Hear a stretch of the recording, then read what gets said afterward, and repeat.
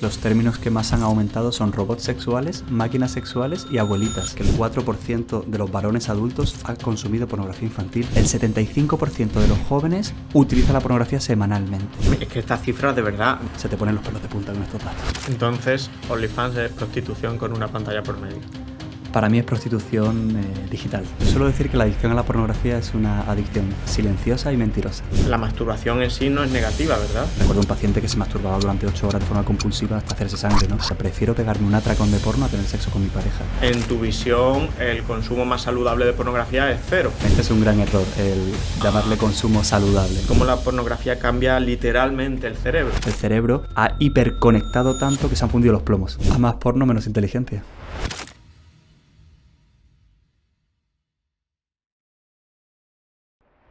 Bienvenidos a todos al episodio 25 de Mejor que Ayer. Hoy tenemos con nosotros a Alejandro Villena Moya. Alejandro es psicólogo y sexólogo clínico, es director clínico y de investigación de DaleUnaVuelta.org, una organización sin ánimo de lucro que lucha contra las consecuencias negativas de la pornografía en jóvenes y en no tan jóvenes. También es investigador en la Universidad Internacional de La Rioja, es miembro de la World Association for Sexual Health y es autor del libro ¿Por qué no? Tenía muchas ganas de traer un invitado como Alejandro porque hemos tratado del tema de la pornografía tanto en el canal, en vídeos habituales, como también en el podcast con varios invitados, pero estamos ante una figura que no solo es sexólogo clínico, sino que además pues es especialista en el tema de la pornografía, que se ha desarrollado profesionalmente en las consecuencias y que está haciendo una labor social importante concienciando sobre esas consecuencias negativas. Así que un placer tenerte por aquí, Alejandro. ¿Cómo estás? Muy bien, no, gracias a ti. Estoy súper feliz de poder compartir este rato y seguro que sale pues, mucha conversación muy interesante. Yo estoy, de verdad... de forma muy egoísta, muy interesado en la charla de hoy. Me parece apasionante. Vamos a hablar de cómo afecta al cerebro, de neurobiología, vamos a hablar de conducta, vamos a hablar de sexualidad, vamos a hablar de un montón de temas que tocan de cerca a todos y cada uno de nosotros, hombres y mujeres, padres, hijos. De verdad, yo creo que esta charla es de lo más práctico que se va a dar en el podcast hasta hoy. Mira, Alejandro, tenemos por aquí tu libro, ¿Por qué no? Dice, ¿Cómo prevenir y ayudar en la adicción a la pornografía? Un libro cortito, fácil de leer, pero muy científico, con sus referencias bibliográficas, pues muy bien investigado, ¿no? Hay datos en este libro que a mí de verdad me han puesto los pelos de punta. Voy a leer algunos, ¿no? Por ejemplo, 1 de cada 10 consumidores de porno tienen menos de 10 años. Y el primer contacto con este material ocurre normalmente entre los 9 y 11 años en nuestro país. O que la industria del porno tiene más visualizaciones que Amazon y Netflix juntos. O que el 20% de la pornografía online es pornografía infantil, ¿no? Estos datos obviamente son ciertos porque si no, no estarían recogidos aquí, pero es muy fuerte esto, ¿no? Es alucinante y la verdad es que da mucho que pensar, ¿no? Yo creo que antes uno tenía que ir a por la pornografía, ahora la pornografía es la que viene a por ti. Y bueno, los últimos estudios nos indican que páginas como Pornhub o Xvideos tienen el doble de visitas que ChatGPT, por ejemplo, que Amazon o que Netflix, ¿no? Por tanto, la accesibilidad que hay hoy día a la pornografía ha cambiado de forma radical, también con la pornografía infantil, que este es un temazo muy, muy preocupante. Justo ayer leía una cifra que decía que el 4% de los varones adultos ha consumido pornografía infantil alguna vez, ¿no? Lo cual se te ponen los pelos de punta con estos datos. Uf. Es decir, que es un material crónicamente viral, básicamente, ¿no? Por definición, el tema de la pornografía. Estamos hablando de pornografía, de porno. Espero que después no nos desmoneticen el canal, que YouTube a veces es muy... El canal no, el episodio. YouTube a veces es muy caprichoso con estas cosas, pero bueno, al final es un episodio de lo más informativo para ayudar a las personas a mejorar su salud que hay, no creo que se desmonetice. A ver, vamos a hablar del tema de la adicción en sí mismo, ¿no? Porque aquí me imagino que sigue habiendo mucha polémica en el ámbito científico. ¿Cómo se define o cómo definiría científicamente la adicción al contenido para adultos? Yo suelo decir que la adicción a la pornografía es una adicción silenciosa y mentirosa. silenciosa porque es muy difícil de detectar, tanto por uno mismo como por los demás. Y es mentirosa porque te promete placer, te promete información, te promete saciar esa libertad sexual y luego te engaña y te deja atrapado. Científicamente podríamos definirlo como un comportamiento compulsivo, repetitivo y fuera de control hacia la pornografía que tiene consecuencias negativas en la vida de la persona, ¿no? Vale. ¿Y existe realmente una categoría diagnóstica en los manuales que usáis los profesionales de la psicología o de la psiquiatría para definir o encasillar este problema en el DSM, en la CIE-11? Ha habido gran polémica con este tema. En 2019 se incluyó el término trastorno por comportamiento sexual compulsivo en la CIE-11 y digamos que es una especie de cajón desastre donde se meten pues, conductas como el chemsex, el cibersexo, la adicción al sexo, la adicción a la pornografía. Además está dentro de los trastornos por control de los impulsos y se llama compulsivo y además parece que tiene una manifestación adictiva. Hay un gran debate con este tema. También utilizamos el término uso problemático de la pornografía que se utiliza en investigación y digamos que los constructos de ese término pues vienen de la adicción a conductas o las adicciones comportamentales. Por tanto, a día de hoy solo podemos utilizar el trastorno por comportamiento sexual compulsivo como un término general donde dentro de él está el subtipo uso problemático de la pornografía. Vale. Y que haría alusión básicamente a lo que vamos a comentar hoy, ¿no? Eso es, el uso problemático de la pornografía es pues ese uso excesivo, frecuente y compulsivo que tiene consecuencias negativas en la vida de la persona, que se convierte en el foco principal de la persona y que eso pues tiene un impacto en su vida sexual, afectiva, personal o social. Claro. Y claro, si hay un consumo problemático, por definición debe haber un consumo que no es tan problemático o que no es problemático, ¿no? Ahora nos dirás tú, ¿cómo diferenciamos un consumo que no sé si realmente vas a estar de acuerdo en un consumo saludable, entre comillas, de un consumo preadictivo? Es decir, una persona que ya puede estar teniendo síntomas de que algo puede estar pasando o de una adicción en toda regla. Sí, para mí este es un gran error, el llamarle consumo saludable, ¿no? Claro. Saludable es hacer deporte, comer frutas y verduras y dormir 8 horas, ¿no? Que no todo el mundo se vuelva adicto o que no todo el mundo tenga las mismas consecuencias tampoco explica que el porno sea saludable. El porno siempre tiene consecuencias o siempre tiene algún efecto de alguna manera. Por supuesto, para distinguir entre un uso más esporádico o un uso problemático, tenemos que acudir a los 6 componentes básicos de la adicción, que son la tolerancia, cada vez voy a más, la abstinencia, cuando no lo tengo cerca lo necesito de forma compulsiva, las consecuencias me impactan mi vida de alguna manera, la recaída, intento dejarlo y no lo consigo, la regulación de las emociones, utilizo el porno como un compensador de emociones y esa falta de control general o dependencia que tengo hacia la pornografía, ¿no? Vale, muy interesante, porque ya por tu respuesta me dejas ver que no contemplas un consumo saludable de pornografía. Es decir, que en tu visión el consumo más saludable de pornografía es cero.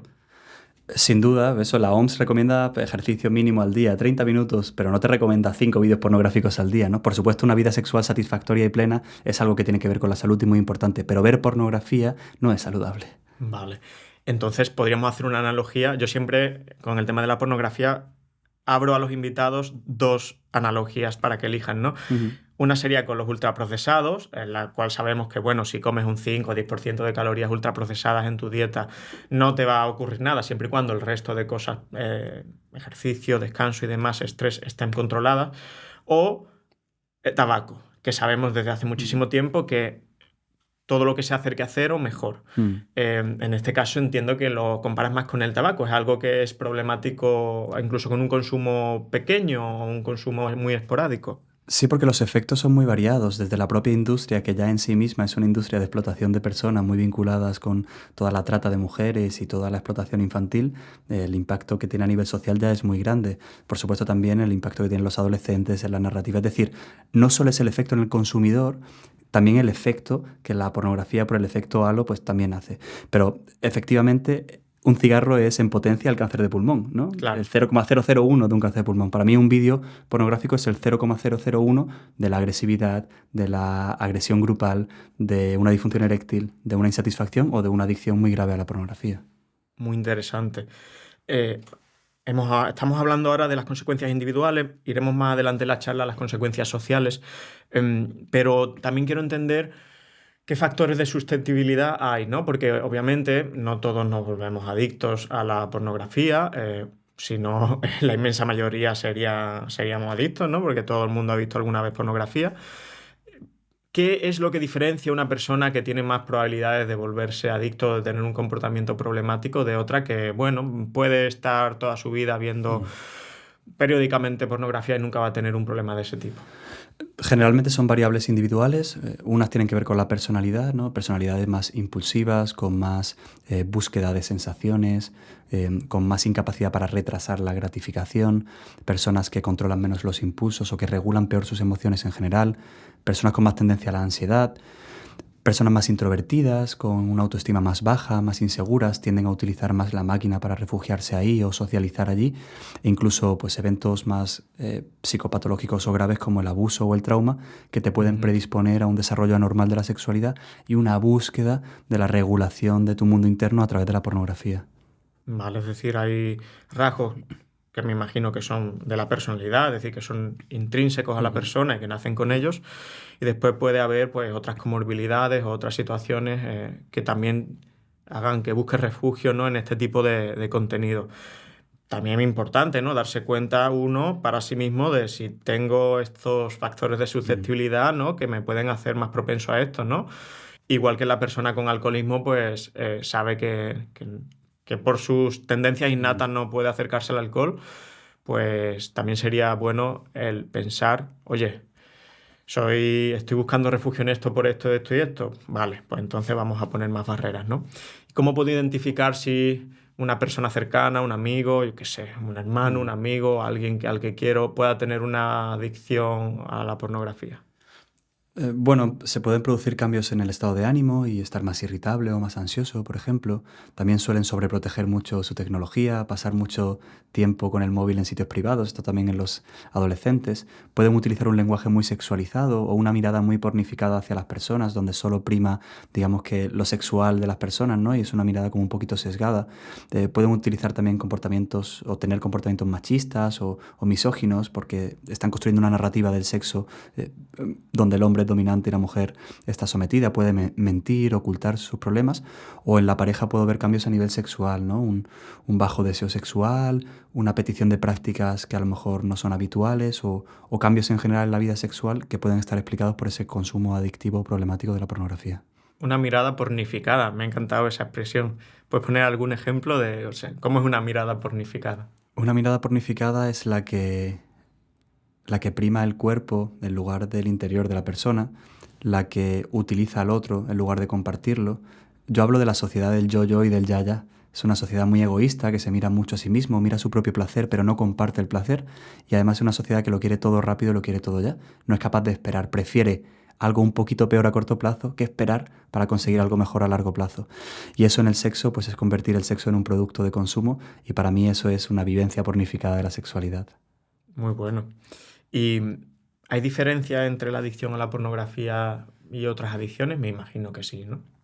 Sí, sobre todo porque es invisible, porque está aceptada y normalizada a nivel social el consumo recreativo esporádico. Eso hace muy difícil que se detecte.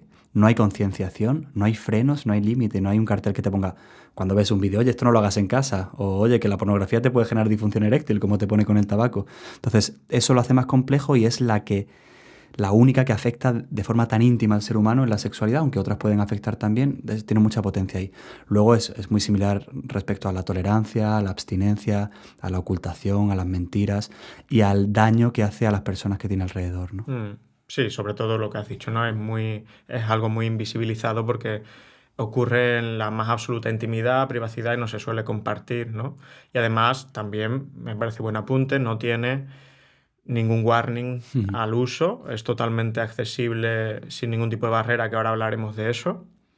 Y claro, pues eso hace que al no haber barreras, pues el consumo sea masivo, ¿no? Muy bien. ¿Es algo que afecta también a las mujeres, solo a los hombres? ¿Afecta de la misma forma a las mujeres o con la misma intensidad? Pues sí, es verdad que la adicción es el doble en los hombres que en las mujeres, pero también tenemos, pues 2 de cada 100 mujeres pueden desarrollar más o menos una adicción a la pornografía. Es curioso porque vienen poco a consulta. La gran mayoría de pacientes que yo he atendido en estos últimos 8 años han sido varones, mujeres he tenido 4 o 5, ¿no? Yo creo que hay un tema cultural porque todavía genera mucho estigma y mucha vergüenza que una mujer pueda tener un problema con esto. Sí que se ha visto que en los hombres hay mayores índices de tolerancia en una investigación que hemos publicado ahora en 2023. Es decir, necesitan ir a más y necesitan un contenido más extremo. A las mujeres no le pasa eso. A las mujeres lo que le pasa es que tienen más niveles de soledad cuando consumen pornografía y sufren más por ello que los hombres, quizá por esa atribución negativa o ese juicio negativo que emiten sobre sí mismas cuando consumen pornografía de forma problemática. Porque se sienten más juzgadas por la sociedad probablemente, ¿no? O porque sienten que no es una conducta propia de su género, no lo sé.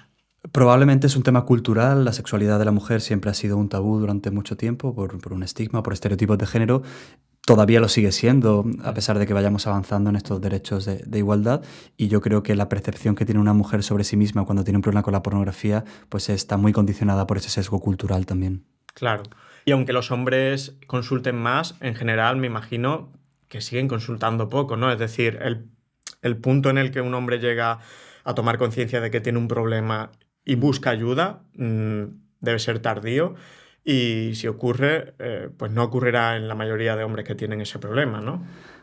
Yo creo que hay muchos hombres adictos que no lo saben y que hay muchos hombres que están sufriendo con la pornografía sin ser conscientes de ello, porque han normalizado tanto el consumo que no son conscientes del impacto que está teniendo en su desarrollo sexual, en su respuesta sexual o en su mirada hacia las personas, ¿no?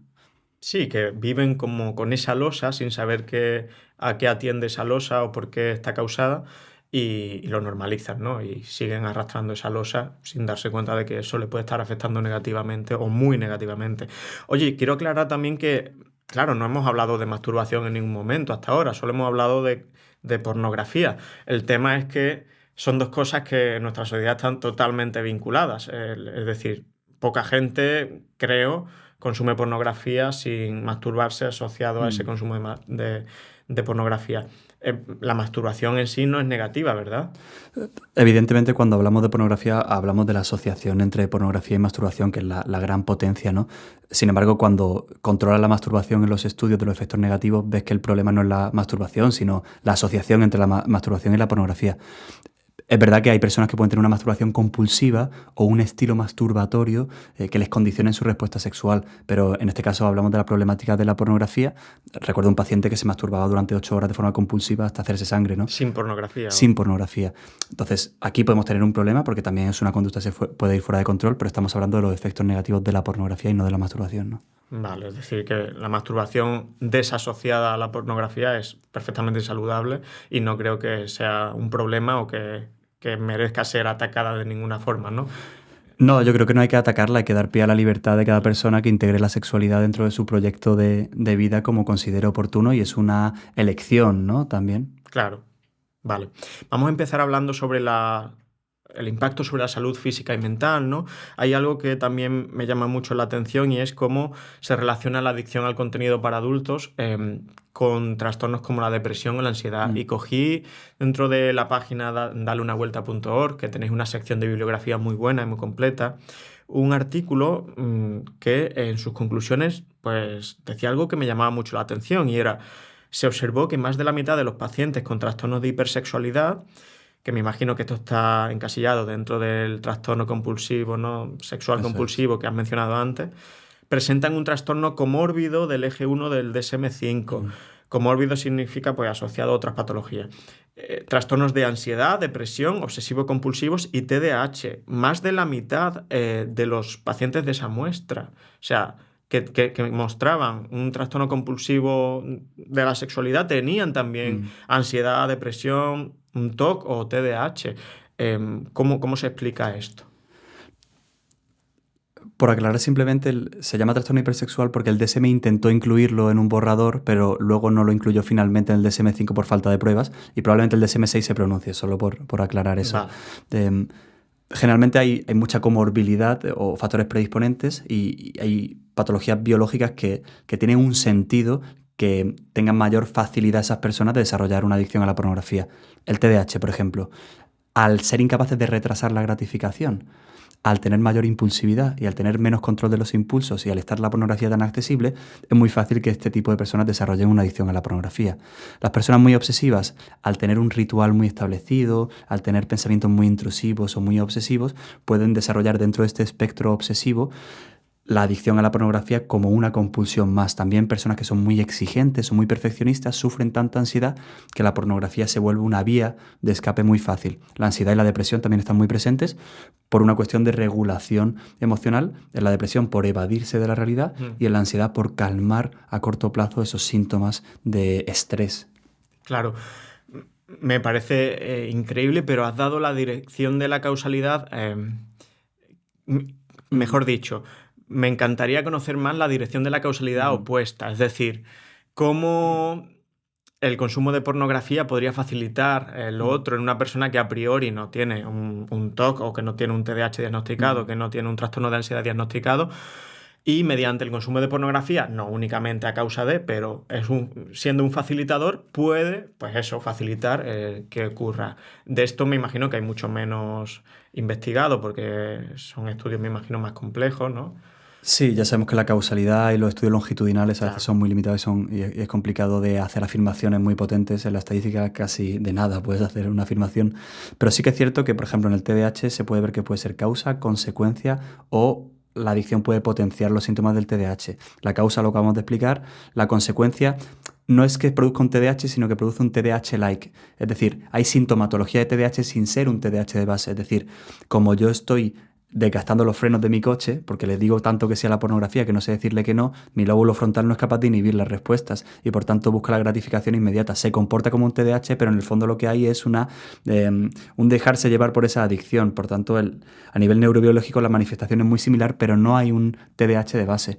Y luego las personas que sufren de un TDAH, que ya en sí mismos tienen ansiedad, tienen depresión, tienen baja autoestima, tienen frustración, cuando tienen la adicción a la pornografía, se culpan, se machacan, tienen ansiedad cuando no pueden consumirlo, se aumenta esa sintomatología o se hace más grave en esas personas, ¿no? Vale. Para que el público lo entienda, explica el papel del lóbulo frontal o de la corteza frontal inhibiendo impulsos y con el tema de la impulsividad, ¿no? Para que entiendan esa relación que has contado.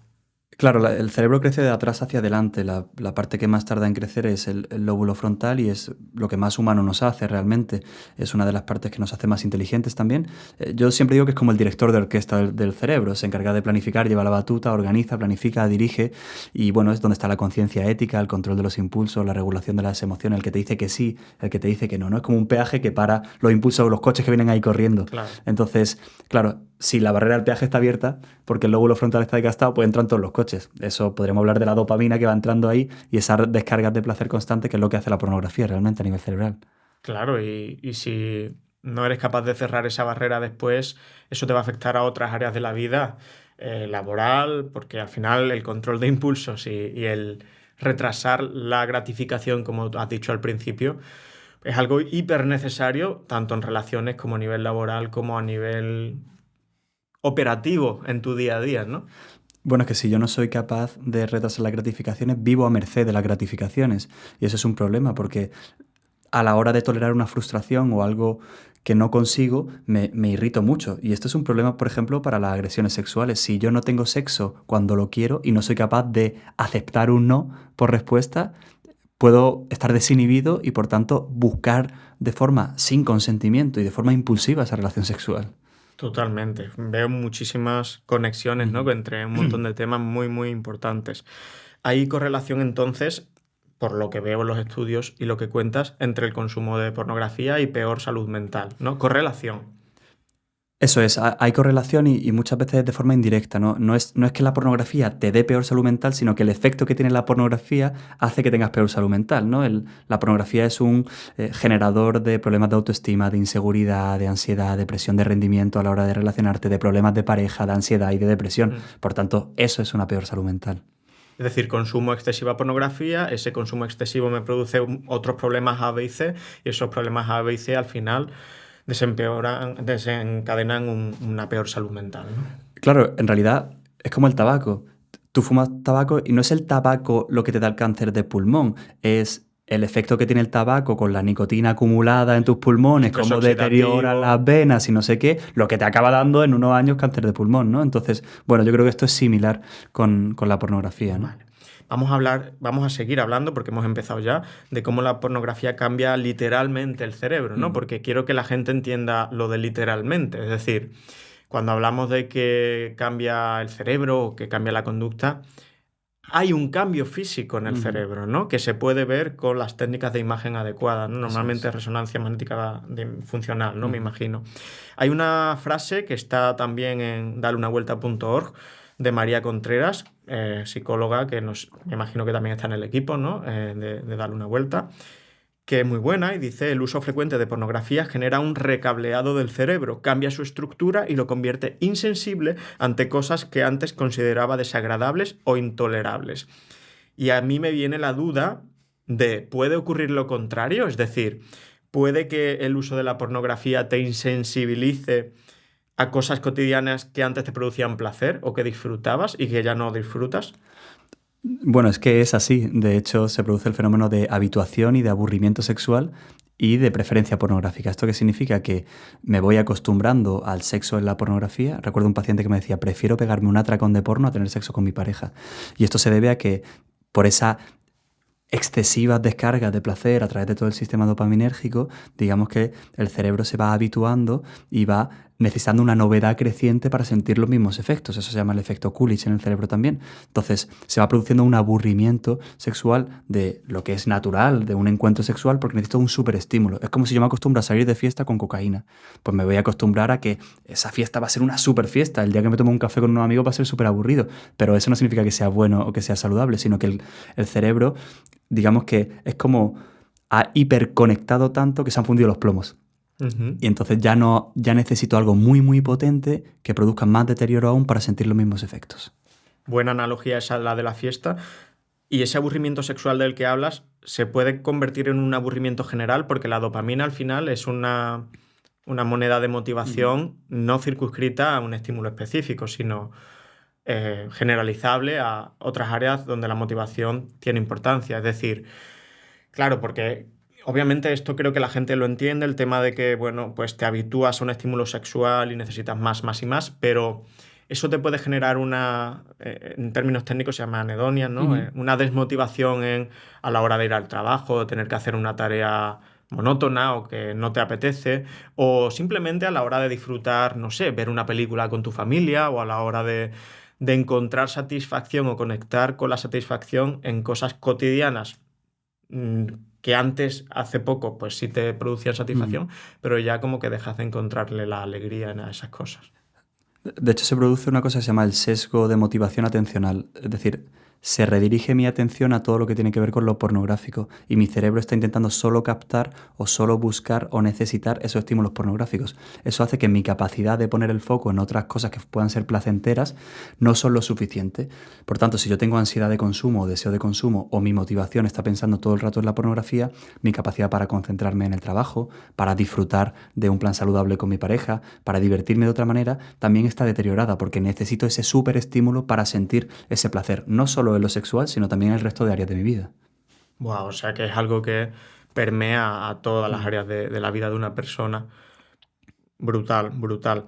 Claro, además yo también quería poner aquí un puntito hormonal, ¿no? Porque la prolactina, ¿no? Que es una hormona que se produce pues justo después del orgasmo, ¿no? Tiene un papel antagónico, es decir, opuesto a la dopamina, ¿no? Ya sabemos que el neurotransmisor de la motivación, entre otras muchas cosas, ¿no? Entonces, claro, de hecho, para los prolactinomas, que son tumores que se producen en la hipófisis que producen mucha prolactina, lo que se dan son agonistas dopaminérgicos, es decir, fármacos que imitan de alguna forma la dopamina, ¿no? Para que luche contra ese exceso de prolactina, explicado de forma muy sencilla. Entonces, claro, me imagino que un exceso de masturbación asociada al consumo de pornografía pues eleva esa prolactina de forma crónica digamos, mejor dicho, hace picos de prolactina muy continuados que de alguna forma biológicamente anulan pues esa motivación, ¿no? Y esa dopamina. O sea que hay una explicación también fisiológica, seguramente, y bioquímica a todo esto que puede sentir, esa desmotivación que podemos sentir no solo en el momento o los minutos posteriores a consumir, sino más de forma crónica, ¿no? Sobre todo que es un engaño, en realidad, que el sexo sea placentero y motivante es fundamental para la supervivencia de la especie. Claro. El problema es que algo que no es necesario para la supervivencia de la especie se vuelve súper motivante y súper placentero, que es redirigir ese sistema de atención, de dopamina, de placer y de motivación a la pornografía. Y ahí hay un engaño y estás eligiendo conductas que no son necesarias y extinguiendo conductas que sí pueden ser necesarias o mejores para tu supervivencia, ¿no? Totalmente, totalmente. ¿Y cómo es? Bueno, ya hemos hablado un poco de la relación entre el sistema dopaminérgico, pornografía y motivación, es decir, además pornografía, digamos, podremos decir, ¿no? Un sistema dopaminérgico más desgastado, ¿no? Como más agotado, se podría decir. Mm. Em, que esto tendrá después solución, me imagino que se puede recuperar, ¿no? Hablaremos al final de la solución. Pero o sea, si yo veo en una resonancia magnética funcional un cerebro de un consumidor crónico desde la infancia o desde la adolescencia de pornografía, ¿cómo se diferencia ese cerebro al cerebro de una persona que o bien consume muy esporádicamente, te voy a decir 2 veces al mes, o no consume? Lo que vemos es que el sistema de recompensa está hiperactivado y que se comporta igual que la cocaína, la pornografía en el cerebro cuando tenemos las resonancias magnéticas funcionales.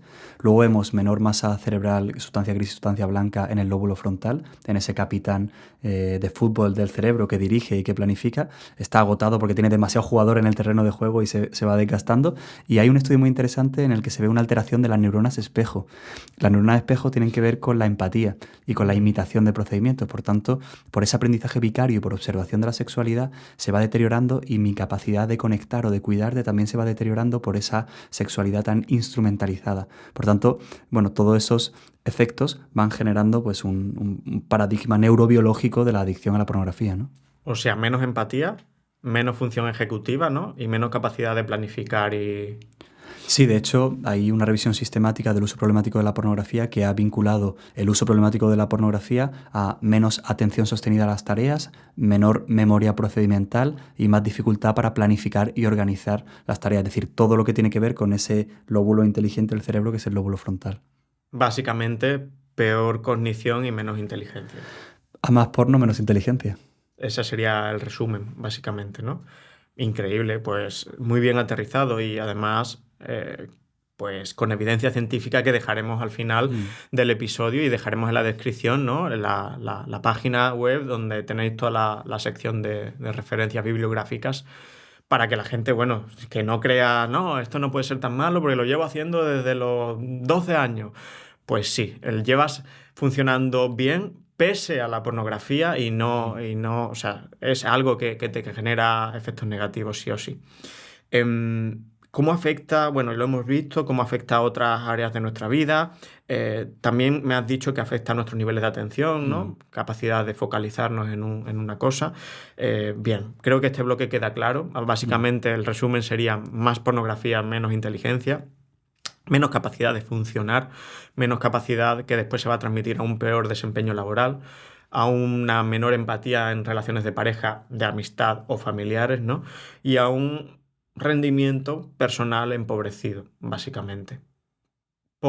A cambio, momentos de disfrute muy pasajeros, ¿no? Podríamos decir. Vamos a hablar de datos y estadísticas sobre el consumo de pornografía, que tú has investigado muy bien en este libro. ¿A qué edad se empieza a consumir porno? Pues en España el primer contacto está entre los 9 y los 11 años de media. Una cosa bastante alucinante y lo increíble es cómo ha aumentado en los últimos años. En 2009 solo el 50% de los chicos había accedido a la pornografía con 16 años y en 2023 casi el 100% de los chicos ha accedido. En 2009 un 1 o un 2% de chicas había accedido a la pornografía, casi un 70% de chicas menores de 18 años ha accedido en 2023, ¿no? Por tanto, ha habido un cambio radical y uno de cada 10 lo hace antes de los 10 años, ¿no? Por tanto, sabemos que el acceso cada vez es más temprano y por tanto el impacto es cada vez mayor. Es que estas cifras de verdad no me entran en la cabeza, me parecen totalmente increíbles. Es decir, lo que más increíble me parece primero es lo de los 10 años. O sea, cómo un niño con menos de 10 años, o una niña, imagino que la mayoría son niños, puede acceder a este contenido. Me imagino que el tema de los móviles no tiene otra explicación. Para mí hay dos patas fundamentales. Uno es que tienen un Ferrari en el bolsillo, no saben conducirlo. Efectivamente, el teléfono móvil, eso ha cambiado de forma radical, el acceso a las pantallas ilimitado. Y por otro lado, la industria de la pornografía, que se encarga de tejer una tela de araña para atraparles, por ejemplo, en los videojuegos, sexualizando videojuegos, como el Fortnite, en canales de YouTube donde saben que pueden estar los adolescentes, generan ya impactos con actrices y actores, por ejemplo, un Street Fortnite, para asociar el juego a algo erótico en las redes sociales, para captar a mujeres vulnerables o a chicas jóvenes, con vídeos como ¿cuánto dinero ganas? Yo 50.000 euros. ¿Cómo lo ganas? Subiendo fotos de mis pies. Se van normalizando determinadas conductas y se va erotizando determinados contenidos desde las redes sociales, que son la antesala para ir captando a los menores. Y ya están ahí. Son la parte ancha del embudo, ¿no? Podríamos decir, las redes sociales. Y otra cosa que totalmente me impacta mucho es el tema de, en poco más de 10 años, ese cambio tan brutal de consumo. Es decir, en 2009 ya había internet, ya había teléfonos móviles y no estaba este auge de redes sociales, pero alguna había, ¿no? En 2009 ya estaba YouTube, ya estaba... Sí, había. Entonces, ¿por qué en poco más de 10 años, 12, 13 años, ha habido este cambio social tan grande en su consumo? Quiero decir, somos biológicamente los mismos, ¿no? Y tenemos problemas muy similares a los que teníamos en 2009. ¿Qué ha pasado? Es el smartphone. En 2009 aparece el smartphone y es cuando se empieza a desarrollar, cuando hay acceso ilimitado a Internet y es cuando se empiezan a regalar los teléfonos móviles en Navidad, en los Reyes, en las primeras comuniones y es cuando los adolescentes tienen una puerta que antes no tenían y ahora es cuando la pornografía empieza a visitarles a ellos pues todos los días y a todas horas, a través de las videoconsolas con Internet también. Eso es lo que ha cambiado radicalmente. Increíble. Increíble, increíble. Genial. ¿Qué es la cultura porno nativa y el sexo altamente sensible?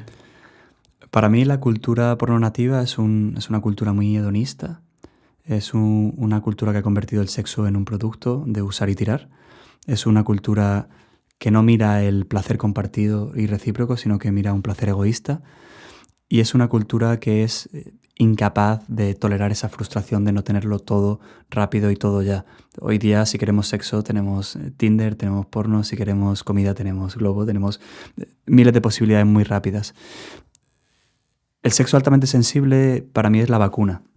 Es la vacuna ante esta sociedad pornificada y esta mirada pornificada. El sexo altamente sensible tiene que ver con captar la belleza del ser humano, con ser capaz de comprender de verdad al otro, con hacerme cargo de los cuidados que tú necesitas. En cualquier relación sexual necesitas cuidados, necesitas una responsabilidad afectiva, entrenar la empatía, la comunicación. Creo que tenemos que poner el foco ahí en desarrollar esa sexualidad altamente sensible en las personas para que podamos prevenir todas las problemáticas que la pornografía pues tiene o deriva en. Sí, porque la pornografía no va a desaparecer. Parece, ¿no? No tiene pinta de que vaya a desaparecer, sí que podremos controlarla o regularla de alguna manera. Bueno, pero por eso tenemos que invertir en desarrollar a personas que sean capaces de enfrentarse al mundo en el que viven y tomar decisiones libres con un pensamiento crítico también, ¿no? Claro. Y en cuanto... Lo que sí creo fervientemente que se podría regular mejor. Por ejemplo, me viene a la cabeza poner un acceso verificado con un ID personal, igual que tienen las plataformas de inversión online, los brokers online, donde tú para acceder o para, pues, digamos, crearte una sesión, ¿no? Crearte una cuenta, pues tienes que poner tu DNI, anverso y reverso, comprobar que eres mayor de edad y pasar cierta información de tu persona física, ¿no? ¿Por qué no se hace eso en las páginas principales pornográficas? Ya estamos trabajando en ello. La Agencia Española de Protección de Datos ya va a hacer un piloto con un certificado digital que protege el anonimato además de las personas que entren a páginas pornográficas. Nosotros hemos hecho una propuesta de pacto de Estado con la Agencia Europea de Transición Digital, UNICEF, Save the Children y Darle una vuelta a nuestra asociación, donde hemos hecho propuestas para regular los algoritmos, para sancionar a las plataformas pornográficas, para regular los teléfonos móviles directamente. Cuando ya se vende un teléfono móvil a un adolescente, venga con un filtro y con un control. Y Estas últimas semanas se ha incluido a las plataformas pornográficas como redes sociales debido a la Ley de Servicios Digitales del Parlamento Europeo. Esto es un gran avance, no es la panacea, pero sí que permite tener más control sobre estas páginas para que sean más transparentes, para proteger a los menores, proteger del contenido de pornografía infantil, etc. Creo que tenemos 2 años por delante los que sí que vamos a conseguir avanzar un poquito, al igual que para apostar en el Madrid-Barça, pues tenemos que poner nuestro DNI. Pues para ver un vídeo de una violación grupal, qué menos que tener que poner un DNI también, ¿no? Totalmente. ¿Y, y qué resistencia están ejerciendo, si es que están ejerciendo algunas? Seguro que sí, las empresas, las compañías o la industria frente a esta reacción, ¿no? Vuestra o de la sociedad o de esta parte de profesionales que estáis luchando por esto. Bueno, creo que hay un discurso social un poco equívoco que es el de asociar la pornografía a la libertad sexual, y como es un reducto de la libertad parece que no se pueda tocar porque está censurando o moralizando a las personas, y ni mucho menos tiene que ver con eso. Entonces, pues han cogido ese discurso social y han intentado resistirse durante muchos años y llevan ya pues 20 y pico años conquistando Internet. Fueron los primeros, la industria pornográfica, en conquistar Internet y en emplazarse en todos los emplazamientos publicitarios de Internet, por eso vendieron tantos. Es una de las 5 industrias más potentes de datos del mundo. De hecho, es muy curioso porque ahora ha dimitido toda la cúpula, la mitad de la cúpula, porque le han descubierto, le han acusado de delitos en el Tribunal Supremo de los Estados Unidos de vender datos sin el consentimiento de las personas, es un tema de privacidad, y además ha habido un movimiento que se llama Trafficking Hub, en el que tuvieron que censurar el 60% de los vídeos de una de las plataformas más grandes del mundo porque había vídeos de menores, vídeos de pornografía infantil que no cumplían los criterios y que no tenían ningún filtro, ¿no? Por tanto, la industria de la pornografía es el narcotráfico del sexo y se va a resistir todo lo posible para mantener y seguir lucrándose a través de eso. Pero no olvidemos que la industria de la pornografía lo único que quiere es ganar dinero. No quiere ni informar, ni educar, ni se preocupa de tu placer. Lo único que compite es por tu atención. Ha generado un producto para captar tu atención, pero no para que tú seas mejor sexualmente, para que disfrutes más del sexo, para que tengas una mejor pareja, sino que lo único que quiere es retenerte y captarte. Por tanto, cuanto más adicto seas a ello, más dinero van a ganar ellos. Bueno, me recuerda el discurso muchísimo a lo que busca cualquier red social, ¿no? Tu atención, básicamente. Eso es. A más atención, más dinero ganan por tus datos y por los emplazamientos publicitarios. Y ya, ¿no? Si no pagas por el producto, es que el producto eres tú, ¿no? Claro. ¿Y cuál es la frecuencia de consumo semanal media? No sé si hay datos sobre esto, ¿no? Pero sobre consumo más así regular. Hay datos muy dispares. Sí que he encontrado un estudio grande que explica que en jóvenes de 16 a 24 años el 20% lo hace diariamente, el 25% lo hace entre 3 y 5 veces a la semana, otro 25% lo hace 1 o 2 veces a la semana, y el resto lo hace menos de una vez a la semana. Es decir, el 75% de los jóvenes utiliza la pornografía semanalmente. Algo muy curioso de este estudio también es que descubrieron que a partir de 3 veces a la semana consumiendo pornografía empezaban las consecuencias graves dentro de las relaciones sexuales, la disfunción eréctil, la insatisfacción sexual o el bajo deseo sexual. A partir de 3 veces a la semana empezaban esas consecuencias graves en la respuesta sexual. Bueno, ya es una cifra interesante, ¿no? Aunque hablamos de un estudio aislado, pero 3 veces por semana, vale. ¿Y cómo ha evolucionado el consumo en las últimas décadas? Porque habrá evolucionado, ¿no? Me hizo gracia hace tiempo, escuché en una entrevista a este actor porno famoso, ¿cómo era? Nacho Vidal. Nacho Vidal. Que decía, estaba algo así como indignado porque decía que hay que ver que el porno de ahora no era romántico, que ya no se besan los actores porque él en todas las escenas había besado a la actriz y ahora ya si tú ves una escena no se dan ningún beso. Era como que estaba enfadado porque el porno de antes como que era mucho más sentimental a su forma de ver, ¿no? Yo nunca he visto el porno como algo muy sentimental ni muy afectivo, ¿no? Pero es verdad, es decir, ha cambiado realmente pues lo que se consume, las escenas como son, la dinámica de las escenas, el argumento, si alguna vez han tenido algún argumento, ¿no? ¿Ha cambiado el porno? Sin duda, de hecho ahora en 2023 los términos que más han aumentado son robots sexuales, máquinas sexuales y abuelitas en el último informe, lo cual llama bastante la atención, ¿no? Si pones porno violento en Google, encuentras 150.000 millones de resultados en 0,23 segundos. Las violaciones grupales, el porno sin consentimiento, la pornovenganza, todo este tipo de contenido no existían antes. Ahora es mucho más violento, mucho más agresivo, es mucho más cosificante. Está todo centrado en mucha intensidad muy rápida para concentrar el orgasmo en un pico muy rápido, está muy genitalizado, no hay una dinámica, una seducción, un baile, un proceso, un cortejo. La sexualidad requiere de todo un baile, de un tiempo, de un compás, de un ritmo que no está presente en la pornografía. Es verdad que hace años se hacía una pornografía quizá que intentaba plasmar más lo erótico, eso ha quedado muy lejos y ahora lo que tenemos es un porno muy rápido, muy instantáneo y muy burdo. Totalmente. Está casi el meme, ¿no? De esta parte me la salto, ¿no? Que dicen ahora Claro. los chicos, ¿no? De esta parte me la salto es precisamente lo que tú has dicho, ¿no?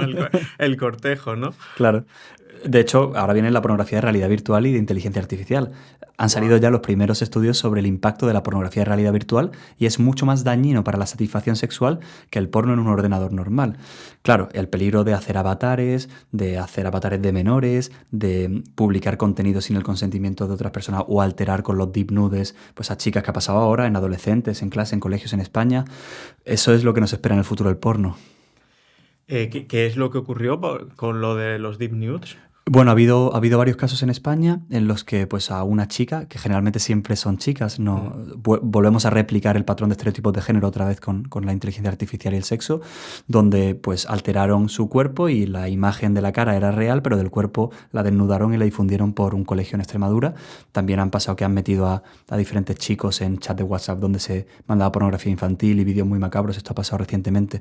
Entonces, bueno, son nuevas formas de impactar en los adolescentes de manera muy temprana y eso les produce un trauma. Joder, claro. Hablas en el libro de una pornografía anónima, asequible, accesible, aceptada, agresiva y que puede acabar en adicción, ¿no? Mm. Anónima porque la consumes sin Sin que decir nadie quién se eres, entere. eso es, y sin que nadie se entere. Asequible porque normalmente es gratis, ¿no? Mm. Accesible porque la tienes en el bolsillo. Aceptada, muy importante, Mm. porque nadie te va a juzgar, ¿no? Y normalmente se ve como una conducta saludable, ¿no? Mm. Sí, porque es verdad que tiene un halo de salud, o de lo que has dicho, de libertad, ¿no? Mm. Bueno, pues eso es que es más libre, ¿no? Mm. Puede hacer lo que quiera, ¿no? No pasa nada. Agresiva, que eso sí que realmente, bueno, no ponemos suficiente énfasis, ¿no? Porque es verdad que muchas veces pues hay violencia, ¿no? O hay Mm. violencia supuestamente, obviamente, consentida, ¿no? Pero violencia, a fin de cuentas, que normalizamos, ¿no? Yo creo que ese es uno de los puntos más claves, el de la agresividad. En 2019, uno de los vídeos más vistos en España fue una violación grupal con 200 y pico millones de visitas en una plataforma pornográfica. Hace poco ha salido un estudio en el que se ha visto que los chicos que ven porno tienden a normalizar el estrangulamiento sexual sin el consentimiento, como una práctica que les gusta a todas las mujeres. E incluso un estudio que está pendiente de publicación dice que el chico que ve porno tiene 2 veces más de probabilidad de ser agresor sexual y la chica que ve porno tiene 4 veces más de probabilidad de ser una víctima sexual. Wow, con respecto a los controles que no ven. Eso es. Datos impactantes. Y entonces me imagino, ahora la pornografía más daño que hace 20 años, ¿no? Por esos cambios en el contenido en sí. Yo creo que por la disponibilidad y el tiempo que uno pasa, antes, ¿cuánto pasaba uno viendo una revista pornográfica o una imagen? Muy poco tiempo. Esto es como la radiación, que tú te metas a hacerte una radiografía, pues te expone un poco a radiación, porque vivas en Chernóbil, Claro. ¿no? Pues este es el cambio radical. Un adolescente con un uso problemático de pornografía puede pasar hasta 1000 horas en los 7 años más importantes de su desarrollo afectivo sexual viendo porno. Claro, imagínate 1000 horas invirtiéndolo en cualquier otra cosa o el impacto que tiene en la construcción de tu narrativa sexual. Tu galería de imágenes de la cabeza está totalmente pornificada y cuando tú luego quieres tener sexo en la vida real, tiras de tu galería de imágenes para vivir ese sexo. Totalmente. 1000 horas. ¿1000 horas en qué periodo temporal has dicho? Durante 7 años. Vale. 1000 horas. Me viene a la cabeza, no sé por qué, el estudio de las 10.000 horas para desarrollar una habilidad una maestría, ¿no? En algo, ¿no? Joder, pues sí, es verdad. Si empleáramos esas 1000 horas en esas edades tan sensibles en hacer algo productivo, en algo bueno, ¡fua! ¿Cómo ha impactado el auge de plataformas como OnlyFans en el consumo, ¿no? Porque OnlyFans, yo recuerdo que cuando empezó era... bueno, era una plataforma de fotos eróticas, donde subía fotos eróticas, tal, y se ha terminado convirtiéndose en pornografía, básicamente, ¿no? Más amateur o lo que quieras, pero pornografía.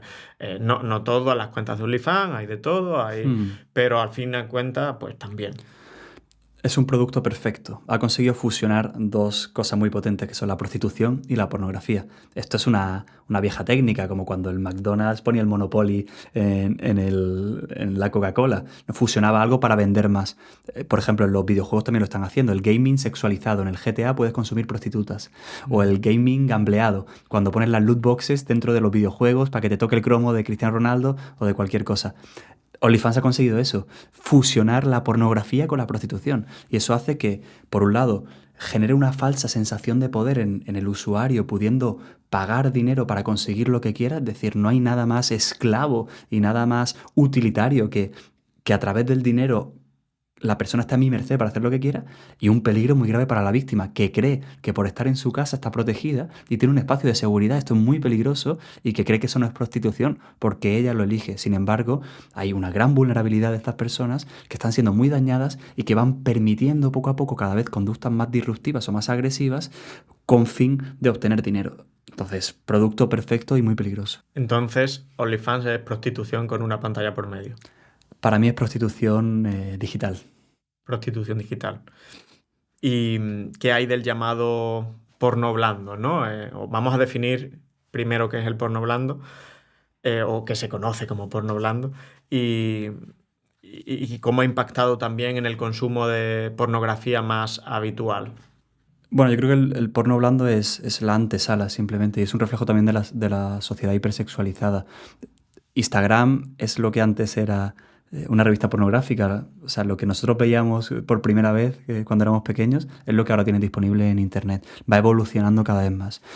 El problema es que las redes sociales, como son ese motor de la pornografía o ese cuello de embudo que tú decías antes, está favoreciendo algoritmos que premian la sexualidad. Por ejemplo, premian los cuerpos desnudos.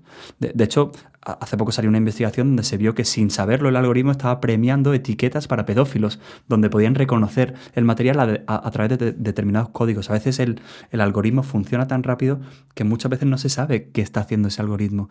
Por tanto, el porno blando para mí es la antesala, y donde empiezan a coquetear los adolescentes con la sexualidad, erotizando a chicas muy jóvenes, con bailes muy provocativos, muy seductores, a edades que no les toca bailar de esa manera, con poses, con miradas, hipersexualizando a las chicas, con maquillaje, con ropa. Bueno, hace poco censuraron una campaña de una marca de ropa muy conocida porque habían puesto modelos muy pequeños sexualizándoles, ¿no? Entonces, bueno, creo que es una pata más de la sociedad pornificada. Claro, y ¿no crees que no solo es culpa de los algoritmos, sino más bien de los consumidores? Quiero decir que al final ese tipo de post sexualizados de chicas súper jóvenes funcionan porque hay un batallón de personas dándole like en el segundo uno de ver el contenido, ¿no? Al final los culpables somos nosotros, pero es que juegan también con un instinto muy básico, que es esa búsqueda de lo sexual, de sexo y de reproducción, y es muy poderoso eso, ¿no? Yo creo que hay una responsabilidad individual, ¿no? Hay un eslogan en Estados Unidos que dice "Stop the demand", ¿no? Si acabamos con la demanda, por supuesto acabaremos con el producto. Yo creo que cada uno tenemos que ser conscientes de qué alimentamos y qué hacemos en las redes sociales, que como a veces estamos a través de una pantalla pensamos que eso no tiene un impacto, pero sí que lo tiene. Yo, por ejemplo, no suelo dar me gusta cuando aparecen niños pequeños en una imagen, o no suelo comentar un post donde se esté hipersexualizando. Intento no favorecerlo. Cuando mandan pornografía a los grupos de WhatsApp de mis amigos, intento no abrirlo o no comentarlo, o les pongo los criterios de adicción a la pornografía, o le pongo un estudio donde hay disfunción eréctil si consumes pornografía. O sea, intento hacer un cambio a través de mi propia acción individual. Si todos hiciéramos eso, a través de nuestra acción individual, si los que consumen prostitución dejaran de hacerlo, si los que consumen pornografía dejaran de hacerlo, acabaríamos con esta industria y acabaríamos con esta demanda y esta explotación también de personas, ¿no? Claro. Bien, hablemos ahora de el impacto sobre la sexualidad. Hemos dado algunas pinceladas, pero vamos a entrar más en profundidad. La pornografía, por lo que has dicho, afecta al rendimiento sexual real. ¿De qué forma? Por ejemplo, relación con disfunción eréctil. Bueno, es un tema que todavía está en debate y faltan muchas investigaciones, pero sí que es verdad que lo vemos claramente en la clínica, en la consulta sexológica, y hay varios estudios que indican que a mayor consumo de pornografía, mayores niveles de disfunción eréctil del cuerpo a través de la memoria sensorial y procedimental se acostumbra a una manera de proceder en la sexualidad y a un nivel de excitación totalmente anómalo, antinatural y muy digital, que hace que cuando uno quiera activarse dentro de la relación sexual no lo consiga. Esto también se debe a la inseguridad que genera la pornografía, ¿no? La inseguridad sexual es un factor mediador entre el problema de orgasmo y de disfunción eréctil. Como yo me comparo por ese yo ideal que tengo sexual y lo comparo con mi yo real sexual, me frustro mucho y eso me genera ansiedad de rendimiento, presión para llegar a un nivel y esa ansiedad me produce la disfunción, ¿no? Por tanto, condiciona la respuesta sexual. Sabemos que puede bajar el deseo sexual, afectar a la lubricación también en las mujeres, producir eyaculación retardada en algunos hombres que no consiguen llegar a la excitación. Esto lo vemos en consulta a menudo. O deteriorar en general la satisfacción sexual porque hay una activación biológica a veces del cuerpo, pero la satisfacción sexual subjetiva, donde hay una conexión con el otro, está totalmente mermada porque utilizo al otro, no comparto con el otro, ¿no? Claro, y no solo te comparas con tu yo ideal, ¿no?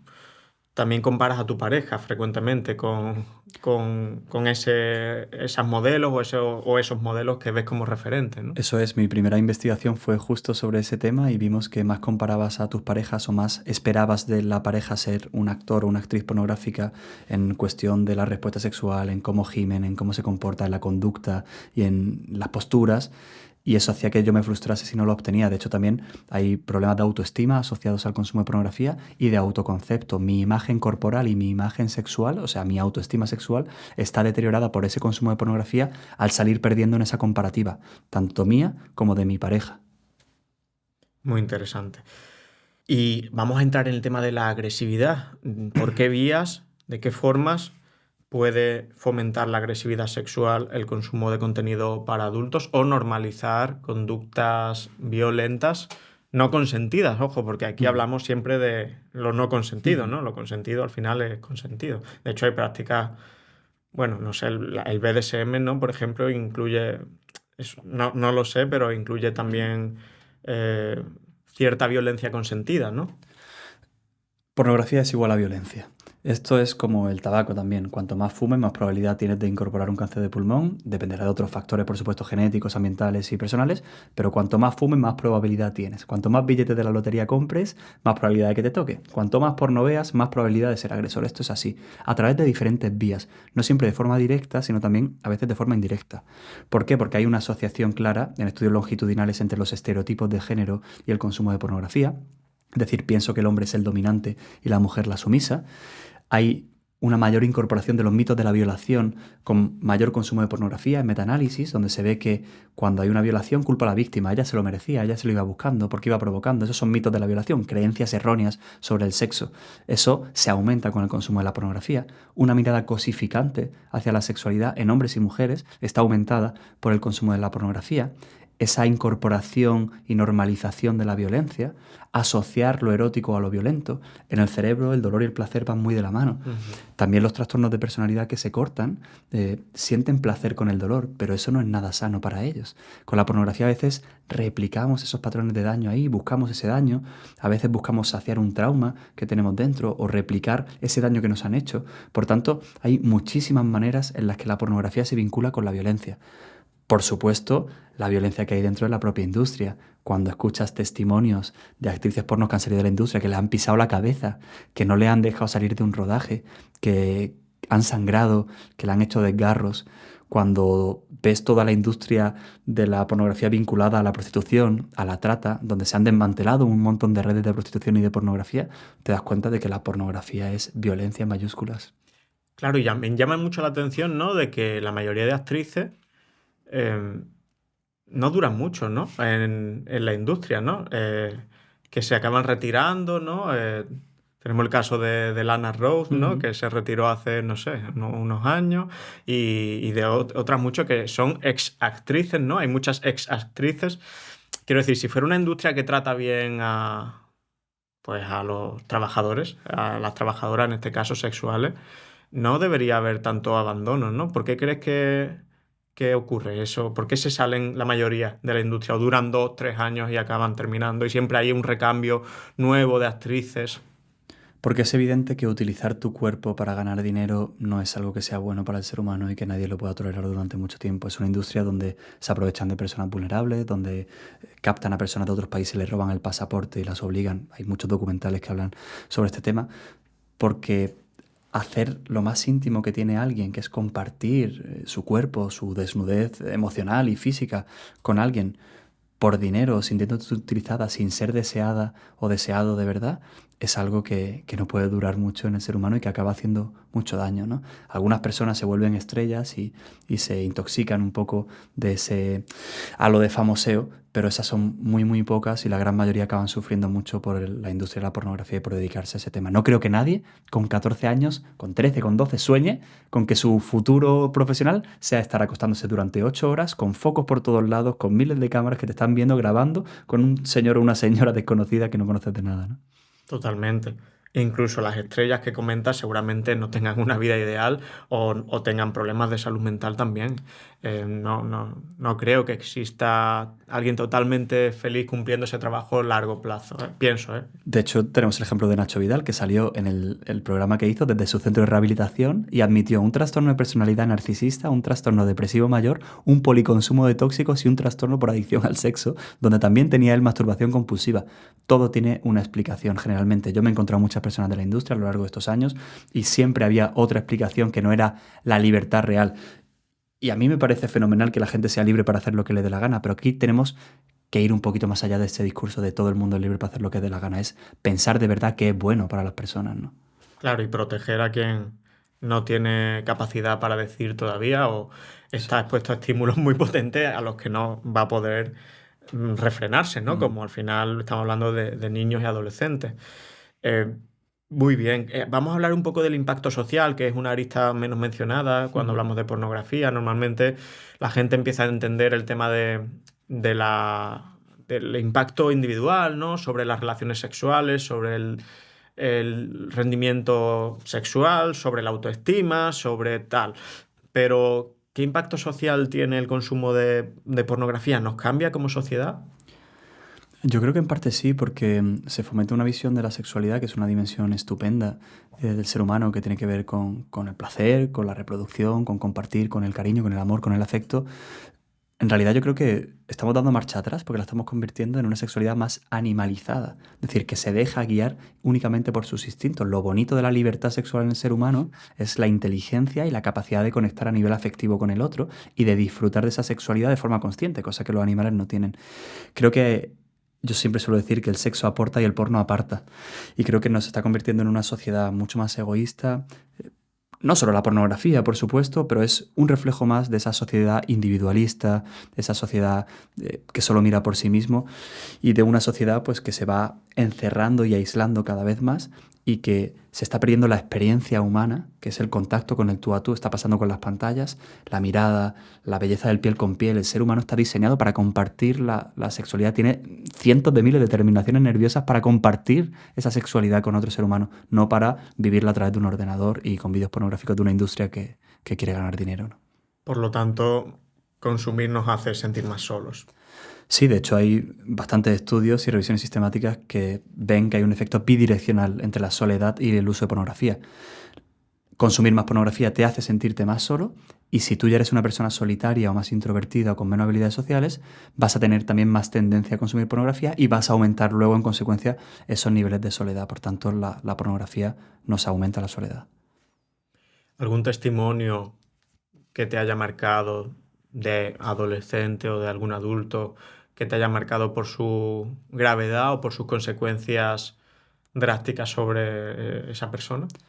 Pues mira, hace poco vino una persona a consulta que había desnudado a su hermana con inteligencia artificial porque se había acostumbrado a ver pornografía de incesto, que esto es Uf. uno de los temas que más se ve hoy día en la pornografía, el incesto, madrastra, hermanastro, y la verdad es que me preocupó muchísimo que la pornografía esté derivando en eso. Luego otros casos de chicos jóvenes que empiezan con pornografía más suave, más blanda y acaban en pornografía infantil, de hecho con juicios pendientes y tenemos que trabajar con ellos también a nivel legal. Bueno, hay historias para no dormir dentro de esto, personas que acaban buscando sexo en la vida real y consumo de prostitución y que destruyen familias, que le echan del trabajo. La pornografía no es un juego y es la antesala de problemas muy graves. Lo que pasa es que la gente no es consciente. Yo quizá tengo un sesgo profesional porque me Claro. dedico a ver el sufrimiento, pero, pero por lo menos hay que ponerlo sobre la mesa y advertirlo. Claro, ¿no? Y que lo advierta alguien que ve el sufrimiento, que ve la cara B, ¿no? La cara A, todo el mundo la conoce, ah, qué Ujú. divertido, qué bien, me lo paso genial. Pero la cara B es esa que la gente no la tiene en la cabeza. Bueno, vamos a positivizar un poco la charla y hablar de soluciones, que es darle una vuelta y cómo este proyecto nos puede ayudar. Pues mira, darle una vuelta, como su propio nombre indica, es intentar pensar de otra manera una cuestión social que es el tema de la pornografía. Nace como una respuesta a una problemática social con el intento, uno, de concienciar sobre una problemática que no estaba presente a nivel científico encima de la mesa y, por otro lado, ayudar a personas que sufren. En estos últimos años hemos ayudado a más de 7.000 personas que tenían un problema con la pornografía. Nos escriben todos los días un mensaje, o la mujer del adicto, o el propio adicto, o los padres de un adicto. Hemos hecho muchas cosas en los últimos años para intentar ayudar a las personas, un webinar para dejar la pornografía, tenemos un chat de Telegram para que se apoyen entre sí las personas que tienen un problema de adicción, tenemos cursos de formación online para profesionales para que conozcan este tema y puedan acompañar a pacientes y sobre todo pues hacemos mucho taller, mucha divulgación, mucha sesión en institutos, en colegios para prevenir este tema de la pornografía. Estamos muy contentos, hemos hecho 8 años hace poco y... Y la verdad es que es un camino muy interesante y todavía, desgraciadamente, después de 8 años, muy necesario. Y seguirá siéndolo, creo, por lo que has dicho, ¿no? La tecnología sigue avanzando, al final, realidad virtual, inteligencia artificial, eso puede ser un cóctel molotov explosivo, ¿no?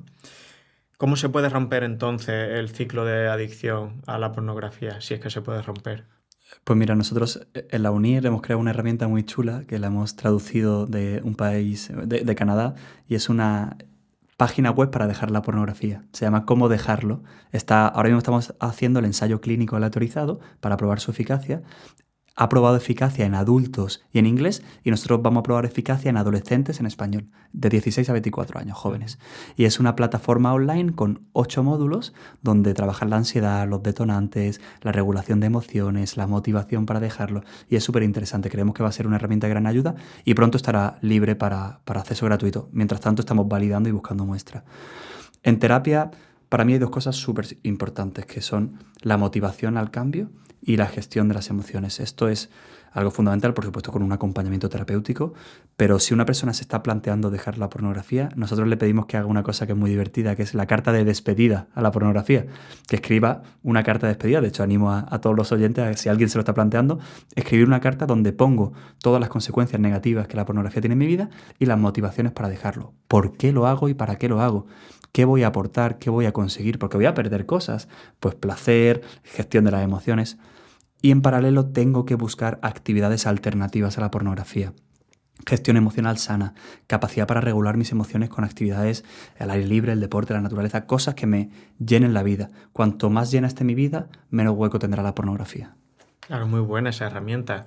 Estará disponible pronto, dices. Sí, de hecho, cómo dejarlo.org pueden encontrar y pueden entrar en el ensayo clínico. Si puntúan alto en uso problemático, entrarán en el ensayo clínico y podrán hacerlo gratuitamente. Qué bien, qué bien. Seguro que ayuda a mucha gente. ¿Y qué estrategias recomiendas para, como has dicho, controlar ese impulso Ujú. en el momento de que ocurre, ¿no? Ese impulso, estoy en Instagram y veo a una chica que me gusta y me voy me voy a consumir Ujú. pornografía. Bueno, hay una herramienta que es muy buena, que es el mindfulness, que tiene que ver con trabajar la atención plena y, de hecho, ha demostrado en revisiones sistemáticas que es muy útil para disminuir la adicción a la pornografía o reducir el uso problemático, porque me ayuda a estar conectado al presente y, por tanto, a ser más libre, ¿no? Dicen que, decía Viktor Frankl, que entre el estímulo y la respuesta hay un espacio, y en ese espacio está nuestra libertad. Si encontramos ese espacio con la meditación, seremos mucho más libres para tomar esa decisión. Controlar detonantes y desencadenantes. Si es Instagram lo que te lleva, a lo mejor tienes que quitártelo un tiempo. Tener una red de apoyo sano, hacer actividades al aire libre, conectar con personas, todo lo humano siempre va a ser una gran vacuna para todo esto. Aprender a gestionar bien el estrés, trabajar a veces también la autoestima, que personas que se sienten muy bajitos de autoestima necesitan ese trabajo de autoestima y de pensamiento positivo. Nosotros a veces pues les pedimos que escriban una lista de cualidades que la persona tiene para enfrentarse a la pornografía, o que todas las noches haga un diario de agradecimiento y de satisfacción. Son pequeñas herramientas que trabajamos en terapia para modificar un poco ese foco que está puesto en el consumo compulsivo, lo negativo, un bucle de culpa y de autocrítica, y donde, bueno, si no lo rompo de alguna manera, a veces me atrapo ahí dentro, ¿no? Vale. Herramientas que limitan o físicamente o digitalmente el acceso a los sitios web te parecen útiles. Quiero decir, hay aplicaciones que bloquean temporal o permanentemente el acceso a determinados sitios web. Se suelen usar en el mundo de la productividad, ¿no? Pero se pueden usar también para acceder. O incluso hay safety box, ¿no? Que se usan también en el mundo de la productividad, donde tú metes tu teléfono móvil, dices no lo puedo tocar en 8 horas y tienes que romper la caja si quieres coger el móvil. ¿Ves esto de alguna utilidad o simplemente retrasar? Parcialmente, si uno está motivado a hacerlo, puede ser útil. De hecho, muchos pacientes lo utilizan porque están motivados a hacerlo. Incluso algunos se compran un patatófono, ¿no? Un móvil tonto. Un Nokia. Un Nokia de estos que tenía la serpiente. Sí. Y les sirve, pero porque quieren hacerlo. A los preadolescentes les viene muy bien, porque son muy jóvenes y el 70% accede por accidente. Entonces ahí vamos a poder prevenir. Luego vamos a tener que cultivar en poner el filtro aquí en la cabeza y en el corazón, como solemos decir, ¿no? Para que sean capaces de enfrentarse a un océano donde les pueda aparecer de todo, ¿no? Sí, es que es verdad que vivimos en una sociedad en la que es muy difícil no toparte con contenido pornográfico o porno blando. No hemos definido antes qué nos referimos con porno blando. Realmente, bueno, imágenes erotizadas, ¿no? No tan explícitas, ¿no? Como la pornografía, pero que obviamente tienen una carga sexual, ¿no? Sí, yo creo que tampoco hay que caer en un puritanismo y que el ser humano también tiene que ver cosas y la sexualidad es algo estupendo, pero el problema es que está supravalorada la sexualidad y está como extendida como una pandemia, ¿no? Se ha contagiado demasiado rápido y parece que ahora todo tenga que ser sexual y todo tenga que estar impregnado de sexualidad. La sexualidad es una dimensión muy importante en el ser humano, pero tiene su reducto y también es una cuestión íntima y no tenemos que estar publicitándola. Todo tiene un tinte erótico, todo, y eso pues también va anulando pues otras habilidades humanas. Por tanto, bueno, ese porno blando pues hablaríamos de estímulos más sugerentes, y ya cuando hablamos de la pornografía de la que hemos hablado hoy es esa material sexualmente explícito audiovisual que tiene sobre todo el fin de buscar la excitación de la persona, que eso es importante. Es un producto diseñado para activar y excitar a la persona, ¿no? ¿Y tienen algún sentido este tipo de retos que también se hicieron súper virales, recuerdo en pandemia, y que incluso tenían también sus páginas web, que son los retos NoFap, ¿no? Es decir, el NoFap Challenge, y de repente en YouTube había 1500 vídeos sobre llevo 300 días en reto NoFap y tengo más testosterona, más fuerza, me concentro mejor. ¿Tiene algún tipo de sentido? Tiene sentido y puede tener una parte positiva el hecho de que haya personas que vayan un poco a contracorriente de la hipersexualización, que se propongan desarrollar el autocontrol o que hagan dietas de dopamina. Eso probablemente tenga sus beneficios. El problema es que es pseudociencia y, de hecho, los pocos artículos científicos que hablan de los movimientos de NoFap, algunos dicen que pueden aumentar más la culpa y la vergüenza porque se ponen un reto de abstinencia total y de no tener sexualidad y no lo consiguen porque el ser humano pues también tiene un deseo sexual y unas ganas de vivirlo, ¿no? Y entonces eso hace que incluso sea peor porque se genera más culpa y por tanto más disregulación emocional y por tanto más adicción. Por tanto tiene esas dos caras. Creo que hay una parte que pueda ser positiva y está bien que haya referentes que hablen un poco en contra de la pornografía y de el placer a toda costa, pero por otro lado hay que tener cuidado porque no es algo científico y puede hacer incluso más daño y que a no todo el mundo le sirve ese modelo. Para las drogas es muy claro el modelo de abstinencia, para la sexualidad no, porque sexualidad tenemos todo y todos tenemos que ver cómo vivirla, cómo expresarla o cómo disfrutarla, ¿no? Claro. Y entonces recomiendas, por ya ir cerrando la charla, ¿recomiendas un consumo cero? Yo, porno cero, para mí no hay porno sin consecuencias, no hay porno sin efectos, sobre todo ¿para qué? ¿Para qué lo haces? Sí, es un momento de placer, pero ¿qué consecuencias tienes? ¿Qué impactos tienes? ¿Realmente te está ayudando en tu sexualidad? O sea, ¿te está haciendo ser mejor sexualmente? Nadie se plantea eso, la gente se deja llevar y dice, bueno, así duermo mejor, ¿vale? Y puedes dormir mejor de otra manera. Es que así gestiona el estrés. Hay otras formas más sanas de gestionar el estrés. Es decir, el coste-beneficio que tiene el porno balance siempre se inclina hacia un coste muy, muy grave. Efectivamente, con esos escalones donde tú puedes tener un uso más recreativo, de menor riesgo, más esporádico o ya más dañino, ¿no? Y cerrando entonces, ¿qué le dirías a quienes están pensando ahora mismo, nos han escuchado, se han tragado la hora y pico de charla y ahora están diciendo, bueno, ya me vienen estos dos a quitar uno de los pocos placeres, ¿no? Que me queda en la vida, o están exagerando, o son unos puritanos Mm, y llevamos haciendo... No, el argumento más típico seguramente sea esto lo he hecho yo toda mi vida y nunca me ha pasado nada, y mis amigos el 100% lo hacen, y bueno, y realmente es que si tuviéramos datos, el 90 y muchísimo por ciento de la población estoy seguro de que mm, consume regularmente pornografía, al menos masculina, ¿eh? mm, ¿Qué le dirías? ¿Cómo intentarías que se replantearan esa postura tan aferrada y tan hermética para mm. muchos? Bueno, es una cuestión de una elección libre, por supuesto. El lema de nuestra asociación es Stop Porn, Start Sex. Para mí ese es el foco, ¿no? O sea, ¿por qué no buscar disfrutar de la sexualidad en la vida real cuando es algo mucho más satisfactorio y mucho más pleno? Yo me preguntaría cuánto tiempo le has dedicado a la pornografía, ¿no? Este último año, o cuántos vídeos has visto, y cuántas veces le has dicho te quiero a tu madre, cuántas veces has disfrutado de ese hobby que tanto te gusta, cuántas veces has planificado un viaje que te entretiene. Creo que tienes que poner eso en balance y decir, oye, ¿me merece la pena? Después de ver pornografía, ¿realmente siento que esto me hace bien a mi vida? ¿Que estoy saludable, como nos cuestionábamos antes? Yo le diría que esto por Star Sex. Stop Porn, Start Sex. Pues Alejandro, llegamos a al final de la charla. Ha sido una charla apasionante. Has tocado puntos que no se habían tocado nunca, un tema que hay que poner sobre la mesa, porque como tú has dicho, la parte buena la conocemos todos, la parte mala no la conoce mucha gente. Y qué mejor que un profesional que se dedica a esto, ¿no? Exclusivamente para hablarnos de ello. Así que te damos las gracias, todos los seguidores del canal, y espero que en un futuro pues, puedas venir a contarnos más cosas sobre este interesante tema. No, un millón de gracias a ti, enhorabuena por tu proyectazo, que es una pasada y nada, encantado de volver a veros seguro. Seguro que sí. Pues chicos, llegamos al final del episodio 25 de Mejor que ayer. Recordad que tenéis disponible también el episodio en todas las plataformas de audio y nos vemos pues en el episodio 26. Un fuerte abrazo y a seguir empoderando.